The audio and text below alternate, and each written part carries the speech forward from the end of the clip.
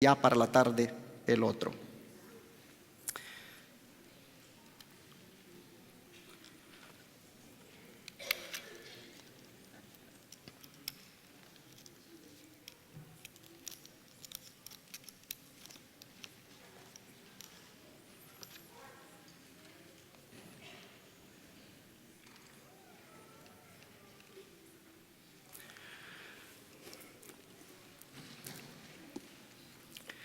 Nuestro tema de hoy tiene por título La verdadera educación.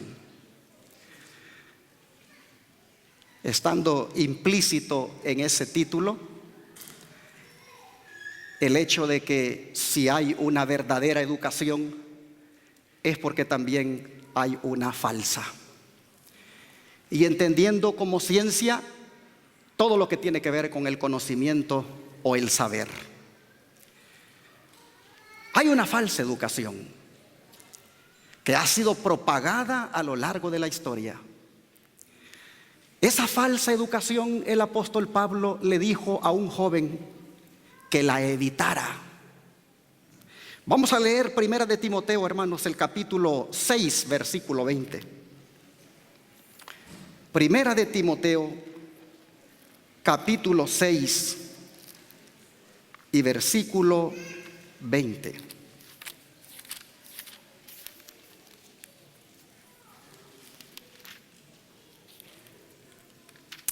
Dice así la palabra de Dios: Oh Timoteo, guarda lo que se te ha encomendado, evitando las profanas pláticas sobre cosas vanas y los argumentos de la falsamente llamada ciencia. ¿Cuál es la falsamente llamada ciencia? La falsamente llamada ciencia es aquella que quita al Dios de la ciencia del conocimiento. La falsamente llamada ciencia es aquella que desplaza a Dios como el creador de los cielos y la tierra. La falsamente llamada ciencia es aquella que dice que no tiene sentido orar porque Dios no puede contestar oraciones que vayan en contra de las mismas leyes que Él ha hecho, indicando con eso que no existen los milagros. La falsamente llamada ciencia es aquella donde se concentra en las masas y hace que el ser humano solo memorice, pero no razona. La falsamente llamada ciencia es aquella que ha desplazado el libro de los libros como libro de texto para adquirir el conocimiento y ha hecho para conocer, valga la redundancia, la ciencia, una serie de libros que lo único que hacen es pervertir el vocablo educación. Esa es la falsamente llamada ciencia. Pero, ¿cuál es la verdadera? Comencemos por definir qué es la educación. Los diccionarios dan diferentes significados de lo que es la educación. Pero a nosotros, como pueblo de la verdad presente, Dios nos envió el verdadero significado de lo que es la educación. De manera que, dejando a un lado lo que los diccionarios puedan decir, vamos a circunscribirnos a la palabra inspirada que nos llegó por medio de la mensajera Elena White. Y ella nos dice en la página 13 del libro de la educación que la verdadera educación significa más que la prosecución de un determinado curso de estudio. Hoy en día nosotros registramos a nuestros hijos en las escuelas. El ser humano se registra en las instituciones para adquirir conocimiento y se llega a pensar que es educada la persona que más sabe. Se llega inclusive a decir, oh, esa persona tiene educación porque por lo menos tiene 2, 3 títulos. O decimos, tal persona es educada porque llegó a un nivel académico bien alto. A eso nosotros le llamamos educación. La mensajera del Señor dice, la verdadera educación significa más que la prosecución de un determinado curso de estudio. Significa más, dice, que una preparación para la vida actual. Abarca todo el ser y todo el período de la existencia del hombre. Es decir, la verdadera educación no es que yo me logre graduar de high school, o que yo logre obtener un bachelor, o un máster, o un PhD. No, dice esta sierva, es mucho más que eso. Es más que una preparación para la vida terrenal. Abarca todo el período de la existencia accesible del hombre. Y si queremos una definición más clara, esta sierva le fue revelado: la verdadera educación es el desarrollo armonioso de las facultades físicas, mentales y espirituales. En otras palabras, la persona educada es aquella que está bien armonizada en su parte física, mental y espiritual. Como decíamos hace unos días atrás, ha llegado a ser simétrico en su carácter. Esa es la persona que verdaderamente es educada. Dice esta sierva que la verdadera educación prepara al estudiante para el gozo de servir en este mundo y para un gozo superior proporcionado por un servicio más amplio en el mundo venidero. Las personas hoy en día pueden adquirir conocimientos académicos y pueden creer que están educados. Sin embargo, si no viven para servir, entonces no sirven para vivir. Porque la mensajera del Señor dice que la verdadera educación es donde el estudiante se prepara para servir aquí y también para servir allá en el reino de los cielos. Teniendo claro estos conceptos, o al menos esta definición de lo que es educación, vale la pena entonces preguntarnos si ya la hemos adquirido. Y vale la pena preguntarnos si cuando nuestros hijos los registramos en la escuela realmente la están adquiriendo. Siendo que esto es la educación. Así de amplio el concepto, dice esta sierva de Dios en Consejos para los Maestros, página 85, que se necesita una educación más abarcante. Una educación que exija al personal docente más reflexión y esfuerzo de lo que exige la simple instrucción en las ciencias. La pregunta es, ¿contamos con ese tipo de personal? Las instituciones educativas hoy nos proveen de ese tipo de personal docente que se esfuerzan por buscar esa armonía en el educando, en el alumno, de entre la mente, el espíritu y su parte física, su cuerpo. Tenemos nosotros hoy ese tipo de docentes. ¿Las escuelas proveen de ese tipo de docentes?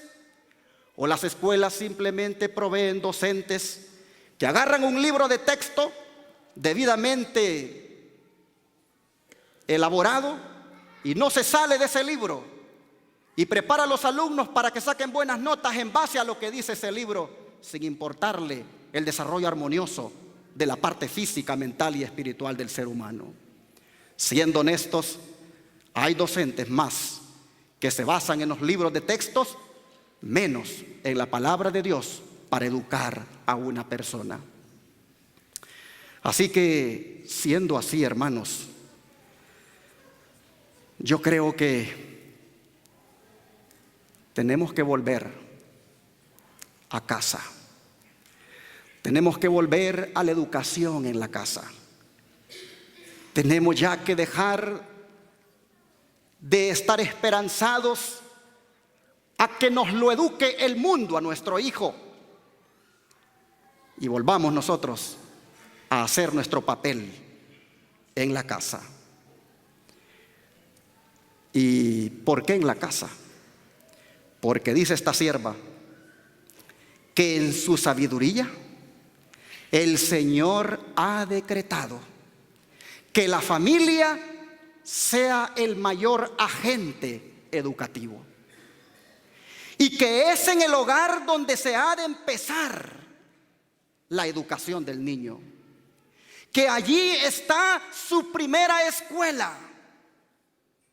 Allí, con sus padres como maestros, debe aprender las lecciones que han de guiarlo a través de la vida.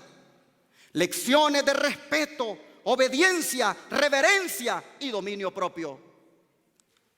¿Te lo van a dar allá afuera? ¿Lo va a adquirir tu hijo allá afuera? No. Esto solo se lo puedes dar tú, mi hermana y mi hermano, como maestros de tu hijo. Siendo que la educación es tan elevado el concepto, hermanos, debemos volver a casa, a jugar el papel que Dios nos ha encomendado como maestras y maestros de nuestros hijos. Y ya lo dijo Salomón, y vamos a leerlo en Proverbios capítulo 22, versículo 6. Proverbios capítulo 22 y versículo 6. Dice así el sabio: instruye al niño en su camino, y aun cuando fuere viejo, no se apartará de él. Instruye. Me gusta la King James Version. Dice: entrena al niño. Entrena al niño. Es que, hermanos, cuando se habla de la ciencia de la verdadera educación, allí está involucrado el entrenamiento. Allí está involucrado el entrenamiento manual. Allí está involucrado el entrenamiento intelectual. Allí está involucrado el entrenamiento espiritual. Y dice: entrénalo. Hermano y mi hermana, en esta mañana, vale la pena que en este momento evalúes si has jugado el papel como Dios lo manda. Si realmente, como dice la versión en inglés, la King James, has entrenado a tu hijo. Mira esta declaración tan fuerte que voy a compartir contigo, de Consejo para los Maestros, página 103. Si no se instruye correctamente al niño en la casa, Satanás lo educará por instrumentos elegidos por él. Fuerte. Y lamentablemente, habemos padres que renunciamos un día a ser nosotros los entrenadores de nuestros hijos, y esperamos que en la escuela, esperamos que el gobierno, esperamos que el maestro, que ni siquiera sabemos quién es, cuáles son sus convicciones, realmente si tiene fe en Dios, esperamos que allá nos lo educaran. Y vean bien lo que dice esta sierva: si no lo educas tú, si no lo educo yo, Satanás lo va a educar por instrumentos que él elija. ¿Y cómo lo va a hacer? Bueno, dice esta sierva en El conflicto de los siglos, página 649, que Satanás, por medio del temor o de la fuerza, procura regir la conciencia y hacerse tributar homenaje. Y para conseguir esto, obra por medio de las autoridades religiosas y civiles, y las induce a que impongan leyes humanas contrarias a la ley de Dios. Así que si estábamos confiados de que en la escuela nos están entrenando al hijo, de que en la escuela nos lo van a educar bien, Satanás está hoy en día utilizando a las autoridades civiles para imponer leyes humanas que van contra la ley de Dios. Para nadie es fuera del conocimiento de que desde aquel día, cuando la Casa Blanca de este país, Estados Unidos de América, apareció iluminada con la bandera de ese sector de la sociedad que ustedes ya saben, para nadie es fuera del conocimiento que cuando el Congreso simplemente guardó silencio mientras la Casa Blanca se iluminaba con esta bandera, porque la Corte había legislado en cuanto a lo que es el matrimonio y había legislado contrario a la ley de Dios. Para nadie es extraño que ese día América firmó su sentencia. La sentencia divina pende sobre este país y sobre todos los países que le han seguido. Pero es interesante que desde aquel día se firmó esa ley de una manera acelerada. Se han ido haciendo otras leyes que van siempre en esta dirección, fomentando la decadencia moral. Y creo que todos hemos sido conscientes de esta noticia que ha salido en estos últimos días, de la ley transgénero, donde tu niña puede estar en un baño de mujeres y un niño que dice que se siente identificado como niña también puede ir allí. No puedo entender cómo las autoridades civiles pueden emitir este tipo de leyes. Solo lo entiendo dentro del gran conflicto que se libra entre las fuerzas del bien y del mal, y mirando al enemigo, utilizando a las autoridades para que de esa manera se eduque a tu hijo que está en la escuela. La educación que los hijos recibirán con esta ley es que es normal, si eres hombre, actuar como mujer. Es normal, si eres mujer, actuar como hombre. Y es tan normal que puedes usar el mismo baño. Hermanos, imaginémonos que usted tiene una hija de 14 años y está en el baño, y luego entra un muchacho también de 14 años. Imaginémonos que por la promiscuidad que existe, este muchacho enseña sus partes genitales. ¿Cómo esta niña se va a sentir?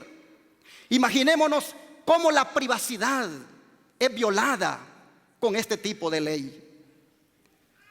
Hermanos, si la moralidad de este país ya andaba baja, con este tipo de leyes todavía va más baja. Ya usted puede imaginarse los embarazos precoces que van a haber. Y hermanos, todo esto en la falsamente llamada ciencia de la educación es que se está presentando. ¿Qué nos dice esto, mis hermanos? Que Estados Unidos va rápido hacia Sodoma. Y el Señor Jesús nos ha dado una advertencia a nosotros al mirar todo este tipo de cosas. Él dijo en Lucas 17, versículo 28 al 30. Lucas 17, versículo 28 al 30. Dijo así el Señor. Así mismo dijo: como sucedió en los días de Lot. Comían, bebían, compraban, vendían, plantaban, edificaban. Mas el día en que Lot salió de Sodoma, Llovió del cielo fuego y azufre y los destruyó a todos. Así será el día en que el Hijo del Hombre se manifieste. Al mirar cómo los Estados Unidos de América, el país que Dios permitió que surgiera en esta parte del mundo, con propósitos nobles, al mirar cómo va camino a Sodoma y al ver cómo estas leyes promueven la inmoralidad, Jesús dice: es una señal de que yo vengo pronto. Es una señal, dice el Señor, de que los días que se están viviendo son como los días de Lot, como los días de Sodoma. Hermanos, ¿qué pasó en Sodoma? Tal vez usted lo ha oído en historias, pero es mejor que lo lea. Vamos a Génesis capítulo 18, para que veamos por qué Jesús dice que como en los días de Sodoma. Génesis capítulo 18, y vamos a leer el verso 20. Y aquí nosotros encontramos la palabra que dice: entonces Jehová le dijo. Esta es una conversación, hermanos, de Cristo con Abraham.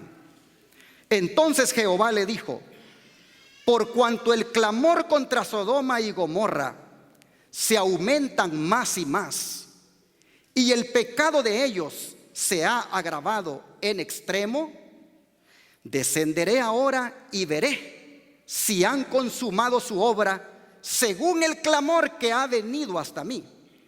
Y si no, lo sabré. Y bueno, hermanos, dice que se apartaron de allí los varones y fueron hacia Sodoma, pero Abraham se quedó allí con Cristo. Y entonces dice el versículo 23 que Abraham le dijo al Señor: ¿vas a destruir, le dijo, también al justo con el impío? Y el Señor le dijo, y Abraham le dijo: quizá, le dijo, haya 50 justos dentro de la ciudad. ¿Vas a destruir también y no vas a perdonar a ese lugar por amor a esos 50 justos que estén allí? Lejos de ti, le dice Abraham, el hacer tal cosa, que hagas morir al justo con el impío y que sea el justo tratado como el impío. No, nunca tal hagas. El juez de toda la tierra le dice: ¿no ha de ser lo que es justo? Abraham apelando a la justicia. Entonces verso 26 dice que Jehová le dijo: si hallara en Sodoma 50 justos dentro de la ciudad, perdonaría a todo ese lugar por amor a ellos. Y Abraham le dijo: ya comencé a hablar, mi Señor, y aunque soy polvo y ceniza, quizá falten de 50 justos 5. ¿Destruirías por aquellos 5 toda la ciudad? Y el Señor dijo: no la destruiré si hallare allí 45. Y volvió a hablarle y le dijo: quizás se hallen allí 40. Y el Señor le dijo: no la voy a destruir por amor a los 40. Entonces Abraham le dijo: no se enoje ahora, mi Señor, si hablo, quizás se hallen allí 30. Y respondió: no lo haría si hubieran allí 30. Y le dijo otra vez Abraham: ya emprendí el hablar a mi Señor, quizás se hallen allí 20. Y el Señor le dijo: no la destruiría por amor a esos 20. Y volvió a decir Abraham: no se enoje ahora, mi Señor, si hablares solamente una vez, quizás se hallaren allí 10. No la destruiré, respondió el Señor, por amor a esos 10. Bueno, terminó la conversación y el verso 33 dice que Jehová se fue luego de que acabó de hablar con Abraham, y Abraham volvió a su lugar. Hermanos, ¿por qué Dios al final? Porque la historia termina diciendo de que al final Sodoma fue destruida. ¿Por qué la destruyó? ¿Porque era toda la sociedad homosexual? No, hermanos, no eran todos homosexuales. Recuerden que Jesús dice que compraban vendían. Era una sociedad con una economía. El mismo Lot no se hubiera ido a vivir allí si no hubiera sido buena para prosperar. Sin duda Lot se fue allí porque tenía conocimiento que había una sociedad heterosexual, entendiéndose como heterosexual el que un hombre le guste a una mujer y una mujer a un hombre como una cosa normal. Sin embargo, hermanos, aunque la sociedad de Sodoma también era heterosexual, toda fue destruida. Si ustedes ven en el capítulo 19, dice el versículo 1, que llegaron los dos ángeles a Sodoma a la caída de la tarde.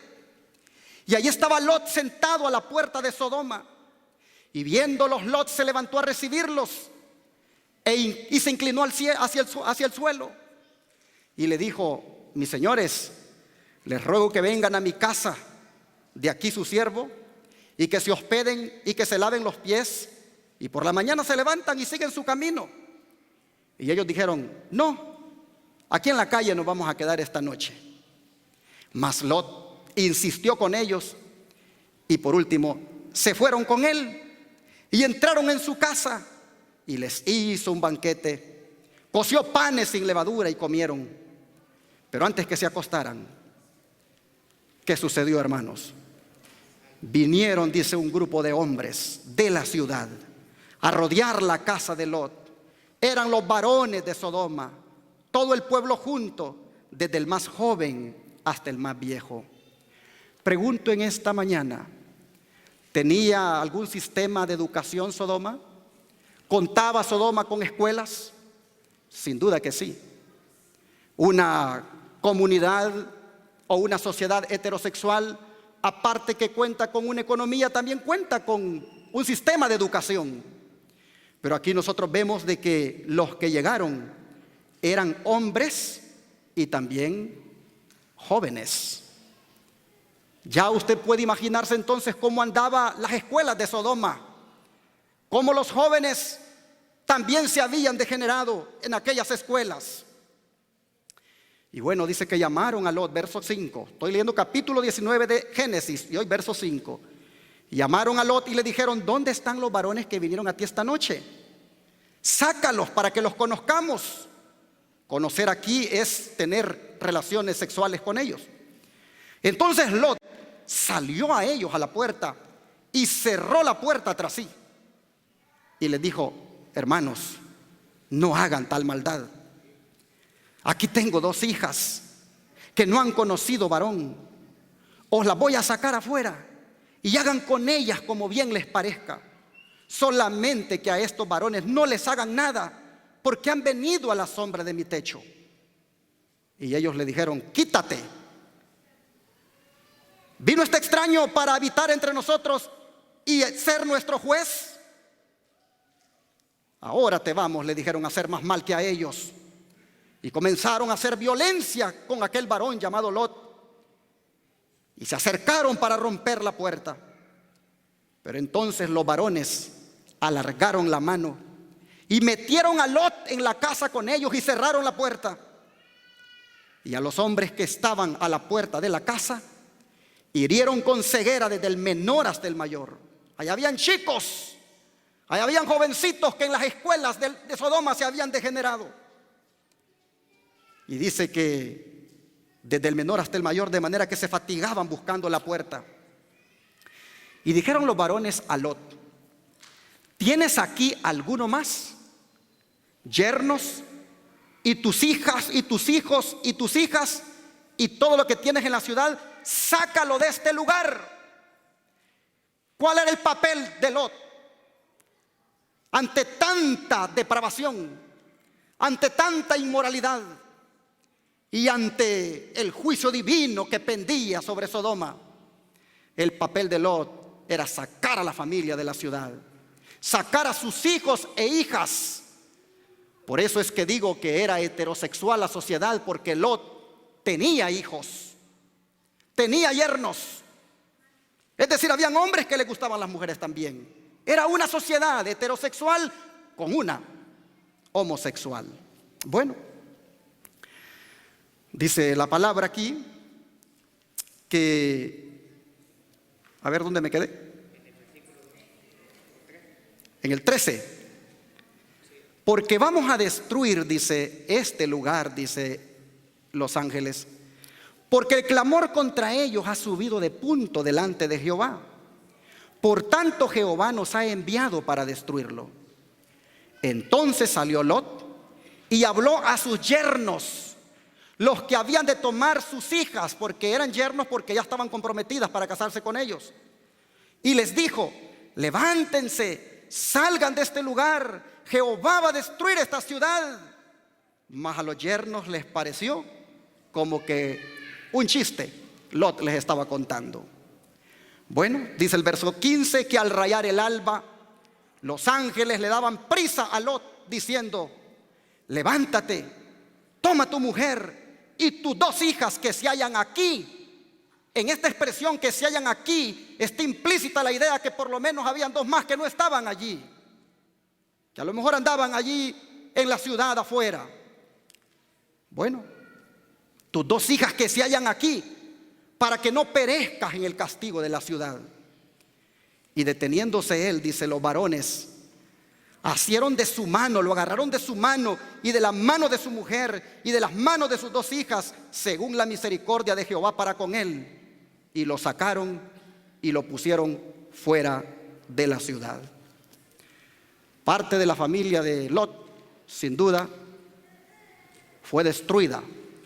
Sin duda fueron material inflamable aquel día. Sin duda, porque siempre en una familia hay hijos que eligen la rebelión contra sus padres. Hay hijos que inclusive prefieren la amistad con los incrédulos y viven donde los incrédulos viven, andan en lo que los incrédulos andan, y desoyendo el consejo de los padres tendrán la misma suerte que los incrédulos. Hermanos, las escrituras dicen que Sodoma fue destruida y Gomorra también. Toda la sociedad, tanto heterosexual como homosexual, fue destruida. La pregunta es: ¿por qué tuvo que morir la sociedad heterosexual? Sin duda porque la sociedad heterosexual se había llegado a conformar con el estilo de vida de Sodoma. Sin duda la comunidad heterosexual hasta peleaba los derechos de los homosexuales. Sin duda la comunidad heterosexual ya había oído tanto de que por la ley aquello se había hecho normal, que ya no había en ellos ningún clamor. Sin duda no había en ellos ninguna manifestación de molestia por aquel estado de la sociedad.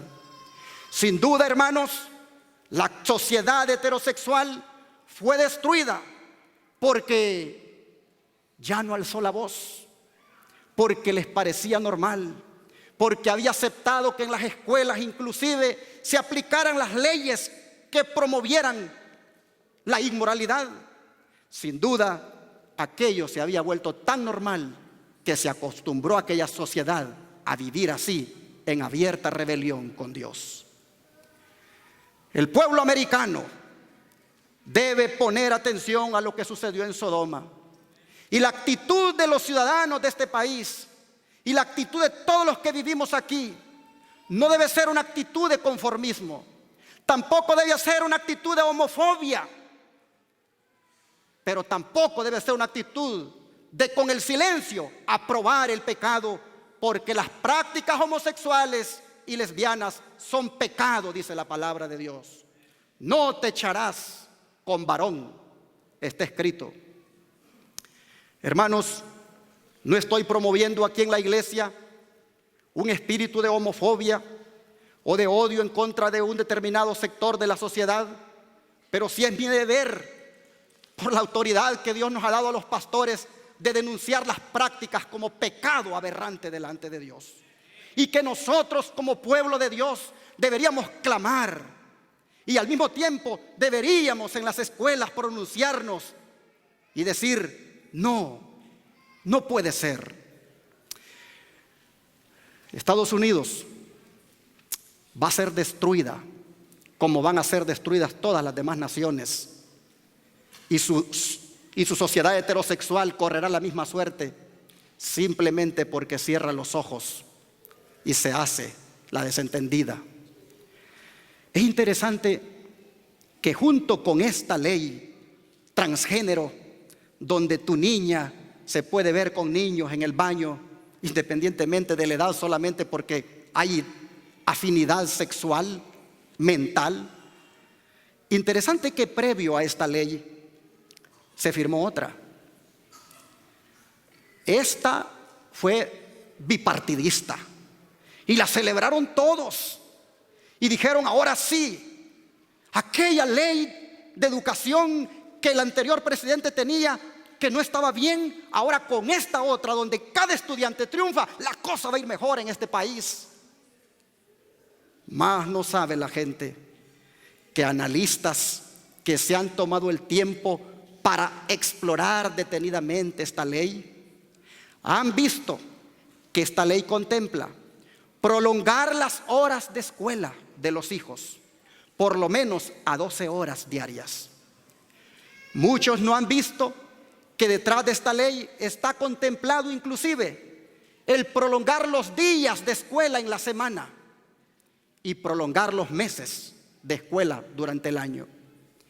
Cuando leí al secretario de Educación de este país decir: me parece que el tiempo que pasan los niños en la escuela es muy corto, me parece que la semana escolar es muy corta, me parece que el año escolar es muy corto, dije: ¿hacia dónde van las autoridades civiles? ¿Hacia dónde va el gobierno con la niñez? Interesante que hasta está contemplado en esta ley, donde cada estudiante triunfa, el establecer incluso colegios con internado, para que así puedan los hijos permanecer ahí todo el tiempo.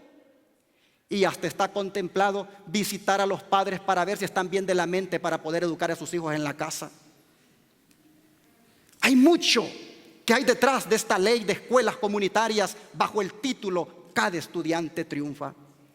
Y no va a faltar quien diga que ya estamos con teorías conspirativas aquí. No estamos conspirando, estamos presentándole al pueblo cómo son las cosas para que no sea engañado. Hermanos, ¿por qué tanto interés en querer retener a los hijos más tiempo en la escuela? ¿Por qué tanto interés en querer que hasta si era posible estén como internados? Si nosotros revisamos la historia y vemos el papel que los jesuitas han jugado a lo largo de la historia en el área de la educación, nosotros vamos a encontrar que sin duda aquí está la mano de ellos. Porque hay una persona que yo voy a presentar ahorita que es autoridad en asuntos educativos, y es el profesor Sutherland. El profesor Sutherland fue contemporáneo de la hermana White, fue el pionero de la educación adventista. Es más, la hermana White fue su mentora. Sutherland tuvo el privilegio de implementar la verdadera ciencia de la educación tal como Dios la reveló a la mensajera del Señor. Por eso Sutherland tiene autoridad para hablar en este día acerca de los peligros de los sistemas educativos que en estos tiempos existen. Tengo conmigo aquí este libro que se llama Estudios sobre la educación cristiana, del profesor Sutherland. Les recomiendo que lo adquieran. En la librería Los Tres Ángeles en la tarde hay como unos 20 creo, pero si se acabaran, buscan adquirirlo. Lean este libro. Sutherland habla de qué es la verdadera ciencia de la educación y los peligros de la educación actual. Bueno, dije, ¿qué habrá detrás de querer retener a los niños tanto tiempo en la escuela? ¿Qué habrá detrás de inclusive que permanezcan hasta las 24 horas? Sutherland dice lo siguiente: los jesuitas, dice, invadieron también el Nuevo Mundo, quedando completamente establecidos. Y desde entonces han estado aquí empleando sus métodos característicos. Aquí, al igual que en cualquier otra parte, su único propósito es obtener la dirección exclusiva de la educación, para que al quedarse con los jóvenes en sus manos, puedan moldearlos de acuerdo a su propio patrón. Así se inmiscuyen, así se infiltran en los países, en los gobiernos, porque tienen como estrategia quedarse con nuestros niños para moldearlos de acuerdo a su propio patrón. Hermanos, ¿por qué los jesuitas se levantaron con un sistema de educación papal? Porque estos dos hombres, Lutero y Melanchthon, se levantaron allá en la Edad Media para poder detener todas las herejías del papado, para poder romper con toda la mentira que el papado proponía. Pero Lutero y Melanchthon, dice Sutherland, que vieron que si querían hacer una reforma, tenían que empezar por la escuela. Vea lo que dice Sutherland. Lutero y Melanchthon, los grandes reformadores del siglo XVI, entendieron claramente que era imposible tener una reforma religiosa permanente sin educación cristiana. Así que no solamente dieron atención a las doctrinas del papado, sino que también desarrollaron un sistema fuerte de escuelas cristianas. Melanchthon decía: descuidar a los jóvenes en nuestra escuela es simplemente como sacarle la primavera al año. Quienes permitan que las escuelas decaigan, sacan verdaderamente la primavera del año, porque la religión no se puede mantener sin ellas. Melanchthon dirigía firmemente sus esfuerzos al avance de la educación y a la edificación de buenas escuelas cristianas. En la primavera de 1525, con la ayuda de Lutero, reorganizó las escuelas de Eisleben y de Magdeburg. Y él dijo: la causa de la verdadera educación es la causa de Dios. El Señor, hermanos, iluminándole a estos hombres que si querían arrebatarle al papado todas sus mentiras, tenían que enfocarse en una educación cristiana. ¿Por qué? Sigo leyendo. En 1528, Melanchthon redactó el plan para las escuelas sajonas, que sirvió como la base de organización para muchas escuelas por toda Alemania. Este plan tenía que ver con el asunto de un sinnúmero de estudios que no solo eran infructuosos, sino incluso perniciosos. El maestro no debería cargar a los niños con demasiados libros. El sistema de educación, hermanos, que había en la Edad Media era un sistema largo. Y a veces me pregunto, ¿cuánto de los años que uno pasa en una escuela, cuánto de eso realmente uno utiliza en la vida? ¿Cuánto el que se titula de una carrera larga, realmente de eso que se tituló, cuánto de eso realmente le sirve para su profesión?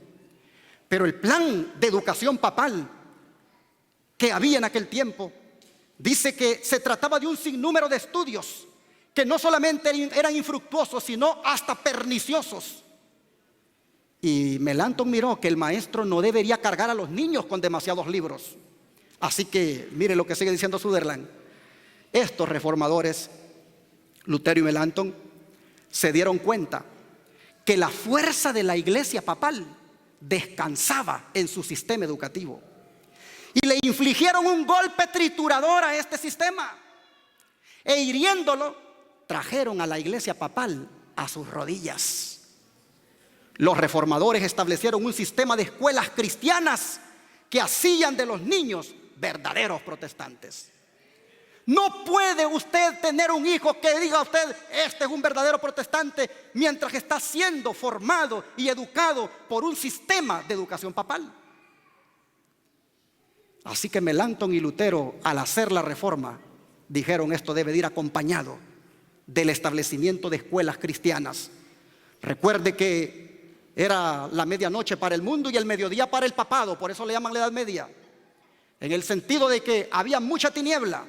Mucha gente no leía la Biblia porque ni siquiera estaba a la disposición en el idioma.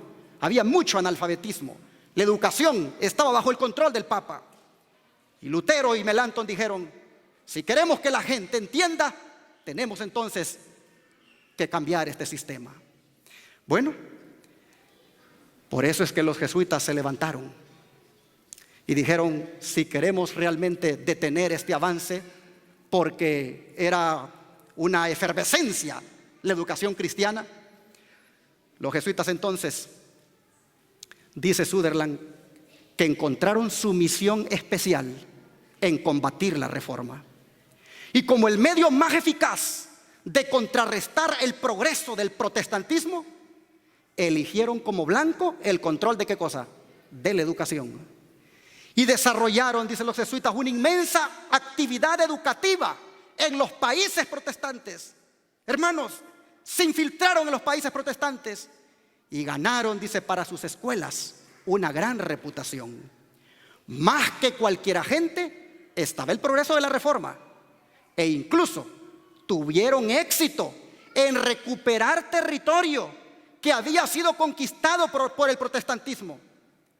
Trabajaron principalmente a través de sus escuelas, las escuelas de los protestantes, en las cuales, dice, establecieron y controlaron grandes números de masas.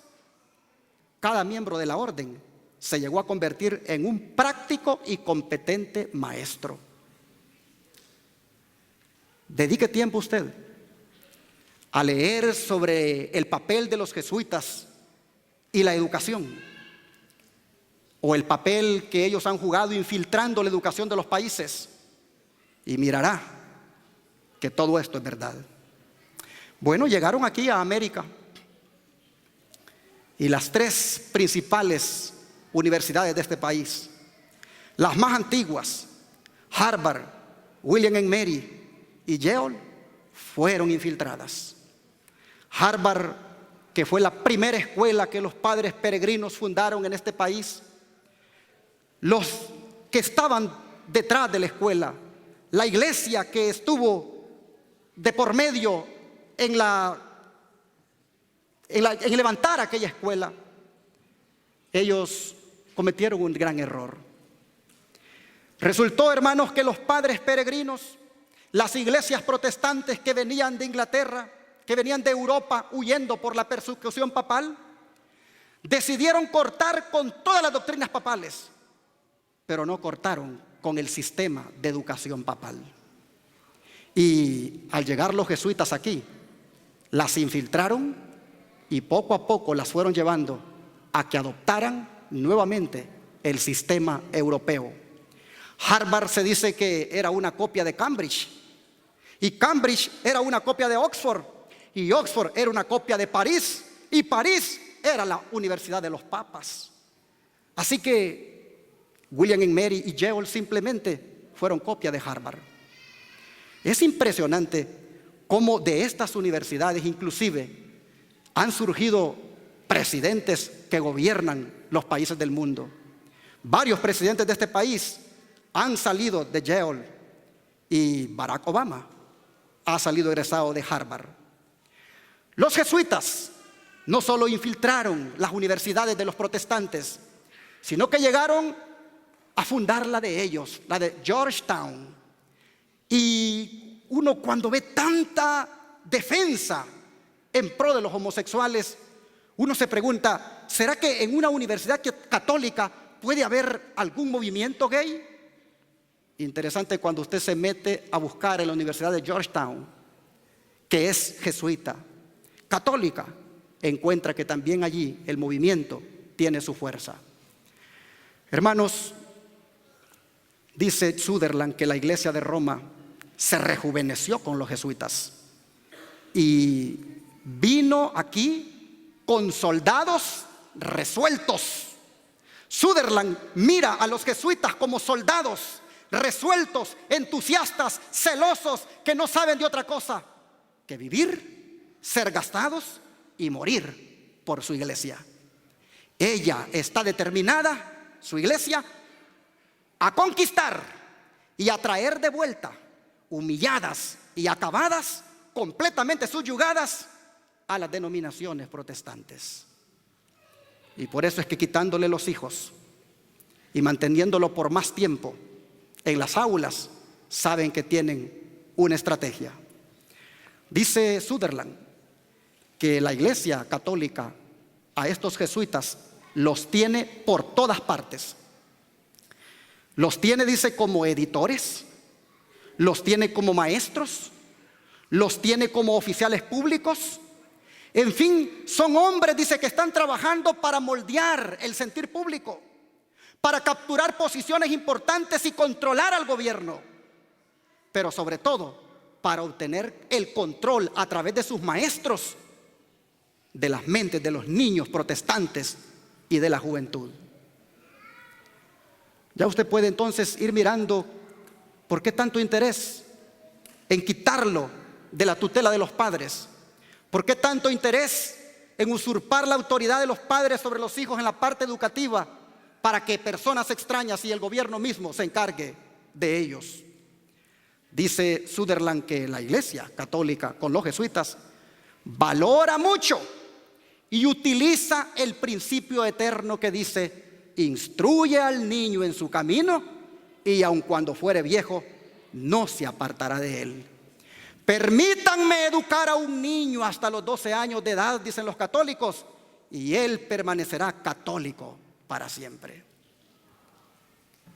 No es en balde, no es en vano que hay toda esta política. Interesante que el enemigo conoce mejor y lo aplica mejor Proverbios 22:6 que nosotros, los hijos de Dios. El sistema de educación papal, hermanos, es el que desde la Edad Media ha mantenido inclusive el otorgamiento de los títulos académicos. Sutherland nos cuenta, títulos académicos. Los cristianos deben sostener ante el mundo que todos los hombres son creados iguales, que están dotados por su Creador con ciertos derechos inalienables, entre los cuales están la vida, la libertad y la persecución de la felicidad. Pero el papado se opone a estas verdades y ha encontrado ser su herramienta más efectiva para vencer estos derechos inalienables: su sistema educativo, con sus cursos y sus títulos. Por otra parte, estos destruyen la libertad, la independencia y la originalidad de pensamiento, mientras que por otra parte desarrollan la distinción de clase, la aristocracia y el imperialismo. Hasta hay ya un movimiento de legislar que las universidades no estén otorgando tantos títulos, porque lo que se va buscando es un elitismo intelectual. Todo esto viene de Roma, el otorgamiento de títulos. Dice Sutherland, la Iglesia Apostólica apóstata, para mantener a sus miembros sumisos a su voluntad en la enseñanza, vio necesario desarrollar un cartel educativo. Este monopolio educativo resultó ser eficaz y se consumó cuando adoptó el esquema pagano de cursos rígidos que conducen a grados académicos. Aparte de los 12 grados que tiene que cursar el hijo, luego si quiere ser algo en la vida, debe de seguir más años para obtener un título. Bueno, dice que este monopolio educativo resultó ser eficaz y se consumó cuando adoptó el esquema pagano de cursos rígidos que conducen a grados académicos. Esta iglesia, dice, moldeó al cristianismo y al Espíritu de Dios lo sustituyó con el espíritu del paganismo. El papado fue el resultado de la combinación de la forma cristiana y de la vida pagana. Harman escribió acerca del sistema educativo de la iglesia apóstata y dice: el conferir títulos académicos fue iniciado por un papa.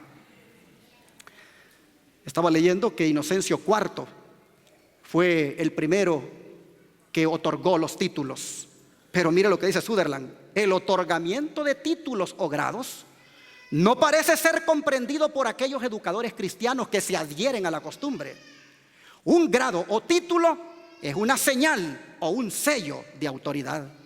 En la iglesia cristiana, el conferir grados se originó por un papa como señal de su autoridad sobre el sistema educativo. Posiblemente alguien diga, bueno, pero ahora ya no los da el papa, ahora los del Estado. Los títulos los del Estado. Pero el currículo no ha cambiado. El currículo siempre es el mismo. El enfoque siempre es el mismo. Bueno, el Papa Pablo VI reconoció que su orden jesuita estaba haciéndole bien su trabajo en todas partes. Mire lo que dice Pablo VI. Donde quiera, dice, que en la iglesia, incluso en los campos más difíciles o de primera línea, ha habido o hay confrontaciones, en los cruces de ideologías y en las trincheras sociales, entre las exigencias del hombre y mensaje cristiano, allí han estado y están los jesuitas. Lo admiten, ya no lo esconden. Bueno, Napoleón Bonaparte se enojó mucho con esta orden y dijo lo siguiente: los jesuitas, dijo, son una organización militar, no una orden religiosa. Su jefe es el general de un ejército, no el mero abad de un monasterio. Y el objetivo de esta organización es poder en su más despótico ejercicio, poder absoluto, universal, poder para controlar el mundo bajo la voluntad de un solo hombre, el Papa Negro, superior general de los jesuitas. El jesuitismo, dijo Napoleón Bonaparte, es el más absoluto de los despotismos y a la vez es el más grandioso y enorme de los abusos. Hay gente que ha sido bien perspicaz y ha discernido la estrategia de los jesuitas, como lo hizo el segundo presidente de los Estados Unidos, John Adams, al decir: no me agrada la reaparición de los jesuitas. Si ha habido una corporación humana que merezca la condenación en la tierra y en el infierno, es esta sociedad de Loyola. Sin embargo, nuestro sistema de tolerancia religiosa nos obliga a ofrecerles asilo. Y entonces estamos viendo los resultados. Hermanos, nosotros predicamos el mensaje de los tres ángeles. Y el mensaje del segundo ángel dice: ¿qué cosa? Ha caído Babilonia. Los pioneros adventistas aplicaron ese mensaje a las iglesias que existían en el año de 1844. El movimiento adventista que surgió en esa ocasión consideraron que el ha caído Babilonia se le aplicaba a todas las iglesias protestantes. ¿Por qué razón? Porque no se unieron a los que estaban proclamando el clamor de medianoche.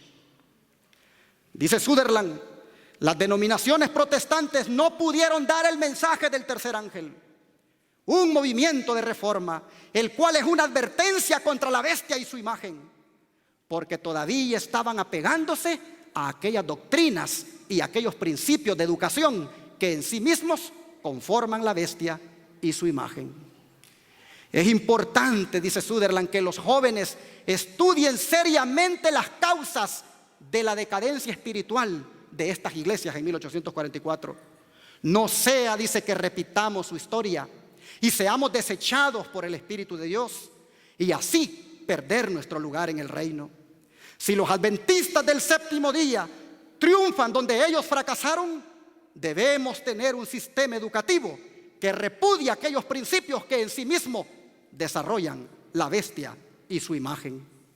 Y estas cosas, dice Pablo, les acontecieron como ejemplo y están escritas para amonestarnos a nosotros, a quienes hemos alcanzado los fines de los siglos.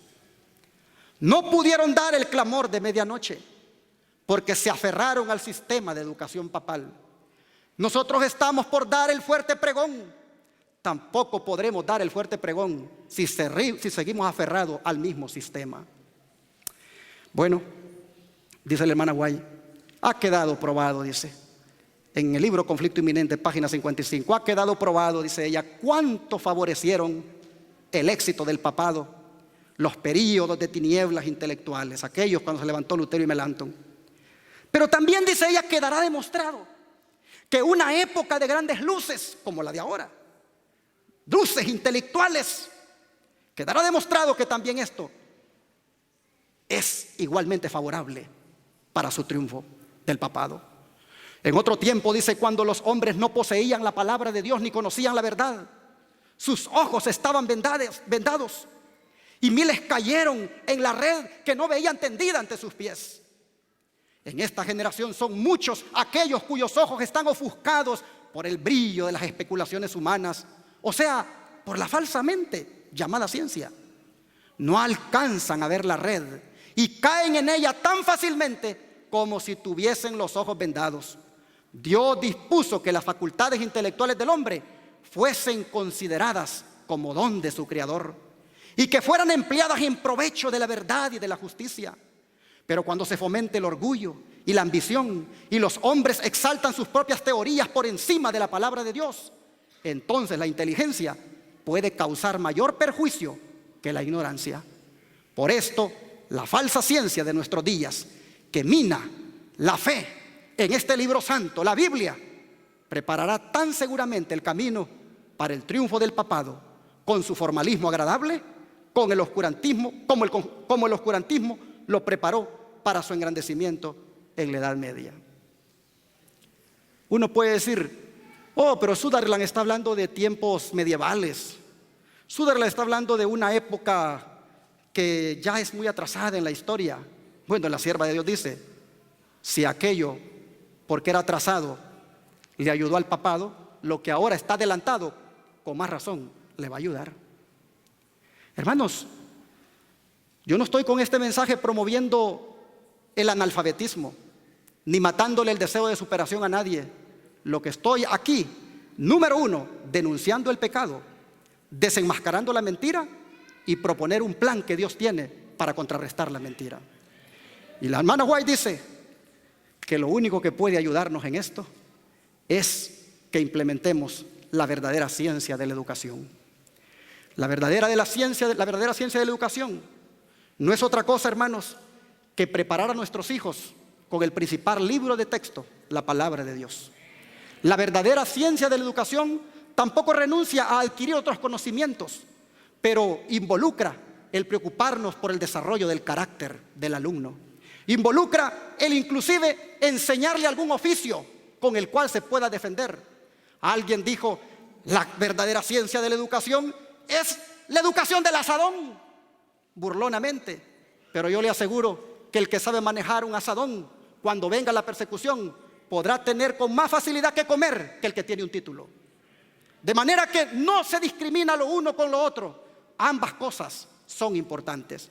Adquiramos conocimiento, pero preocupémonos por el carácter. Preocupémonos porque las facultades físicas, morales, intelectuales se desarrollen armoniosamente. La verdadera ciencia de la educación, hermanos, es aquella que comienza en casa. Dice la mensajera del Señor en Mente, Carácter y Personalidad, tomo 1, página 53.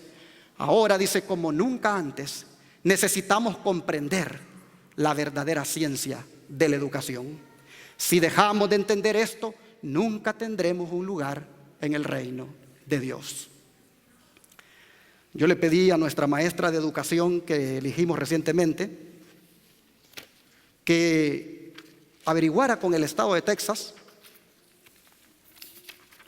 los requisitos para nosotros contrarrestar en cierta manera hasta donde se pueda, porque sabemos que llegará un momento en que ya no se podrá, pero que averiguara acerca de los requisitos que nos pudieran a nosotros permitir poner una escuela de nosotros, cristiana, donde los valores se los inculquemos, donde nuestros niños no solamente obtengan conocimientos académicos, sino que también se les enseñe la obra médico-misionera, donde se les enseñe la fisiología con todo lo que implica la reforma pro salud, donde se les enseñe un oficio, donde el niño no solamente aprenda cuestiones de aritmética, cuestiones de geología, de sociología, de lo que sea, donde también el niño aprenda a cultivar tomates, donde el niño también aprenda a hacer una milpa, donde el niño también aprenda a hacer un mueble como carpintero, donde el niño también aprenda a hacer pan. Un colegio, una escuela. Tal vez estoy soñando demasiado, pero vale la pena soñar porque Cristo puede hacer realidad los sueños. Y entonces la maestra Stephanie hizo una averiguación y encontró que los requisitos no están tan difíciles. Yo creo que ahora nosotros nos toca como iglesia hacer un plan a corto y mediano plazo. ¿Qué tan corto y qué tan mediano? Va a depender del interés de los padres. Por eso es que ahora a las 5 de la tarde yo estoy convocando a los padres para que juntos platiquemos y veamos qué podemos hacer por amor a nuestros hijos.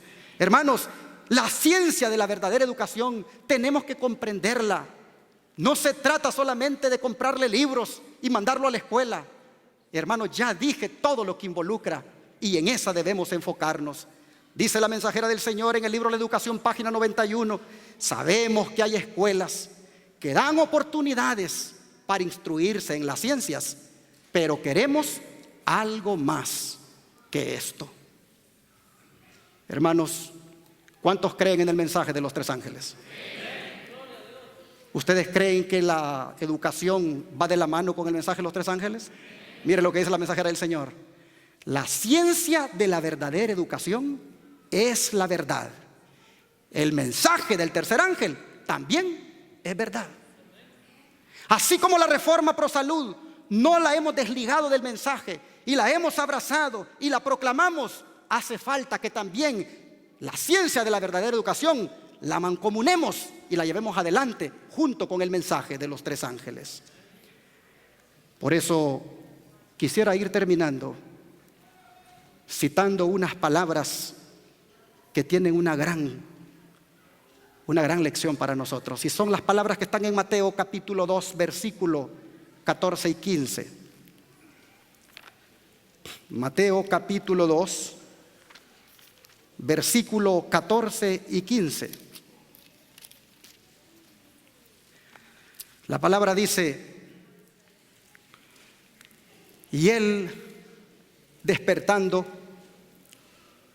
tomó de noche al niño. ¿Quién fue el que se despertó? José. Y él, despertando, tomó de noche al niño y a su madre y se fue a Egipto.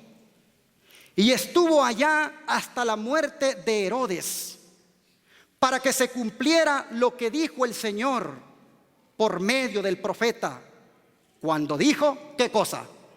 De Egipto llamé a mi hijo.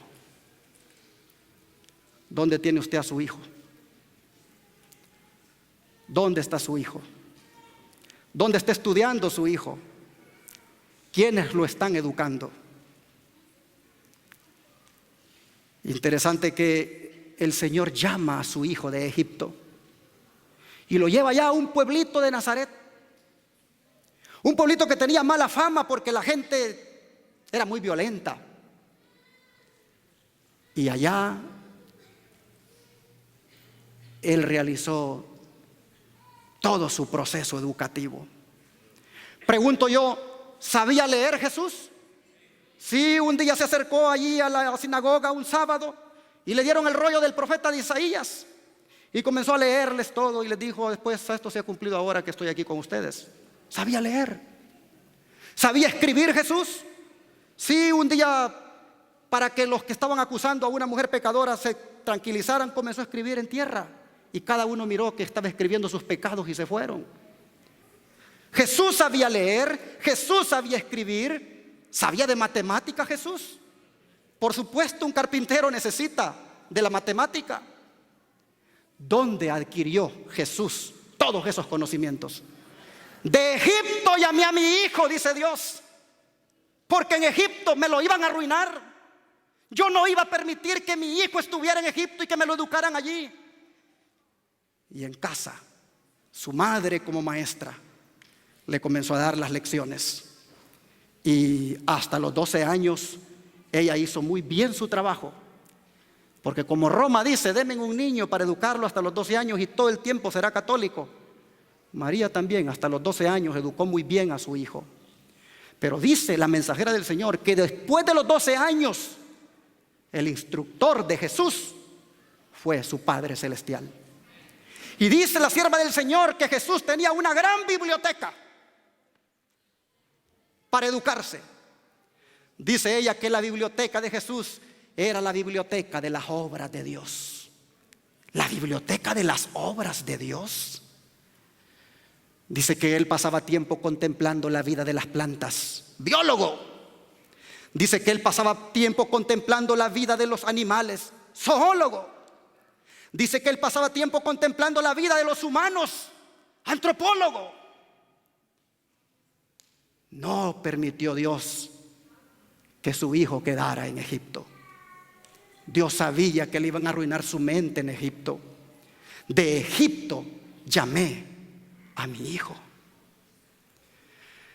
Creo que nosotros necesitamos meditar un poquito más sobre el texto bíblico que dice: salid de ella, pueblo mío. Porque dice Sutherland que la iglesia que triunfa es aquella que rompe el yugo de la educación mundana y que desarrolla y practica los principios de la educación cristiana. ¿Queremos ser nosotros una iglesia que triunfa? Hermanos, aquí está. Yo quisiera en esta hora, hermanos, terminar diciéndoles aquellas palabras, y por cuestión de tiempo se las voy a decir así, parafraseadas. Cuando se acercó Moisés a donde Faraón y le dice: dice Dios que dejes salir a mi pueblo. Y Faraón, que no era otro que el diablo en él, dijo: ¿y quiénes son los que van a ir? Dijo Moisés: todos, nuestras vacas, nuestros niños, todos nosotros, nuestras mujeres. Y dice que Faraón le dijo: ¿cómo se les ocurre llevar a los niños? Váyanse solo ustedes los hombres. El diablo se quería quedar con los niños. Y Moisés dijo: no, Dios dice que todos tenemos que salir de aquí. Hermanos queridos, muchos de nosotros hablamos de salir de Babilonia y hasta nos jactamos de que ya salimos, pero mentiras, nuestros hijos todavía están allá. Nuestros hijos los está educando Babilonia. Y deberíamos ahora pensar si esta salida debería de ser solo de mí como padre o también mis hijos. Por eso, hermanos, nosotros tenemos dos alternativas, dos opciones que por hoy están viables para contrarrestar todas estas leyes de educación papal que van encaminadas a la estrategia de tomar control de los niños. Y las dos opciones que nosotros tenemos es hacer lo que hizo María. ¿Cómo se llamaba la escuela de Jesús? A ver, ¿cómo se llamaba la escuela de Jesús? Homeschool. Jesús estudió en homeschool y todos los conocimientos que adquirió los adquirió en homeschool. Y si nosotros decimos que somos sus seguidores, ya deberíamos ir haciendo que nuestros hijos sigan las pisadas de Jesús hasta en eso, en la parte educativa. La otra alternativa que tenemos es la de poner nosotros nuestra propia escuela, con más requisitos para cumplir, con más dinero para invertir, pero todo lo que sea por nuestros hijos vale la pena. Es mi deseo y oración, mis hermanos, que si Dios dijo: de Egipto llamé a mi hijo, es mi deseo y oración que también usted llame de Egipto a su hijo. Que Dios les bendiga. Vamos a ponernos de pie y vamos a cantar el himno final. ¿Cuál? 266.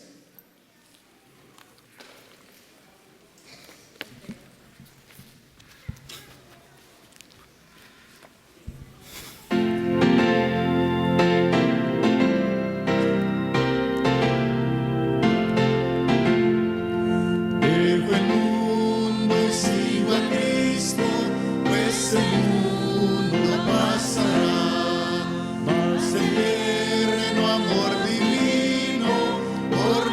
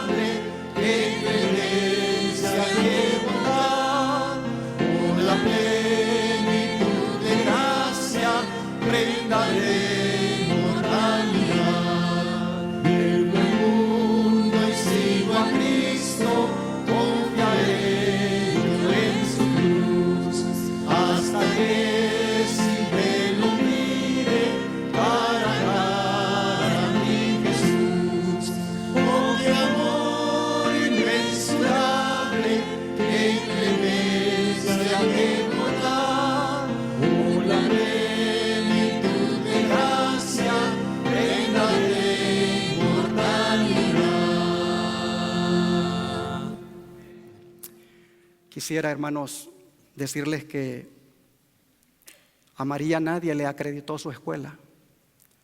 A María no le preocupó que su escuela fuera acreditada. A ella lo que le preocupó es ser la maestra para su hijo conforme a la voluntad de Dios. Nadie le contó los créditos a Cristo. Los créditos no importaron en la educación de Cristo. Llevamos su nombre, nos llamamos cristianos. Pongamos atención a esos detalles. Muchos prefieren tener en las escuelas del papado a sus hijos solo porque están bien acreditadas o cuentan los créditos. Si tan solo dedicaras tiempo a leer sobre los créditos y las acreditaciones, mirarás que es otra falacia y otra estrategia más del nuevo orden mundial. Hermanos, posiblemente este tema sea muy controversial, pero creo que es mi deber como pastor decirle al pueblo de que hay que reprender el pecado, que hay que desenmascarar el engaño y hay que seguir el plan de Dios. Por eso esta tarde a las 5, todos los padres que tengan interés en sus hijos, ya sea para ponerlos en un programa de homeschool para contrarrestar estas leyes o que deseen implementar una escuela, platiquemos, hermanos, platiquemos. Tal vez para algunos ya llegó muy tarde esto. En mi caso, mis hijas ya están grandes, pero muchos aquí tienen niños que están en la edad de kinder a high school y todavía pueden hacer algo por ellos. El Señor en su misericordia les está mostrando una alternativa. Vamos a arrodillarnos para orar.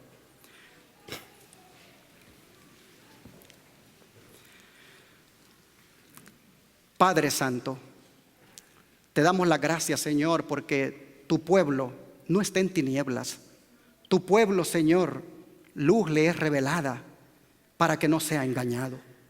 Señor, nosotros ahora lamentamos de que cuando se dio el clamor de medianoche, muchas iglesias cayeron debido a que se aferraron a su sistema de educación papal. Lamentamos, Señor, pero vemos, Señor, que estamos a punto de dar el fuerte pregón ahora y el patrón sigue siendo el mismo. ¿Cómo, Padre, deshacernos de este patrón? ¿Cómo en alguna manera encontrar de todo lo malo lo menos malo? Oh Señor, aquí están los corderitos del rebaño. Aquí están los niños y niñas que hasta high school son un potencial en su mente para meterles la teoría de la evolución, para meterles tantas cosas en contra de la palabra de Dios. ¿Cuántos padres inclusive un día fueron aquí buenos hijos tuyos y llegando a la universidad les lavaron el cerebro y les dijeron que Dios no existe? Oh Padre, qué lamentable ha sido esto. Te rogamos, Señor, que nos des sabiduría, que nos alumbres el camino, que nos des los recursos y que nos digas cómo hay que hacer. Los tiempos han cambiado, pero el diablo es el mismo. Pedimos, Señor, que nos des sabiduría para contrarrestar las estrategias del diablo.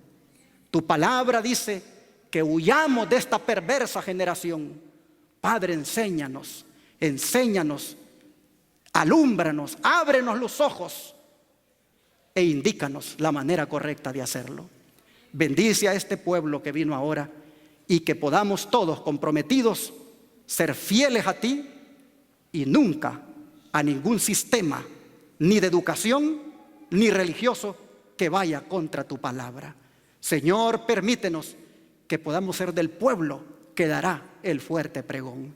Bendice a nuestros hijos, ayúdanos, Señor, a poder sacarlos de todo el engaño y de toda la estrategia que el enemigo pueda tenderles.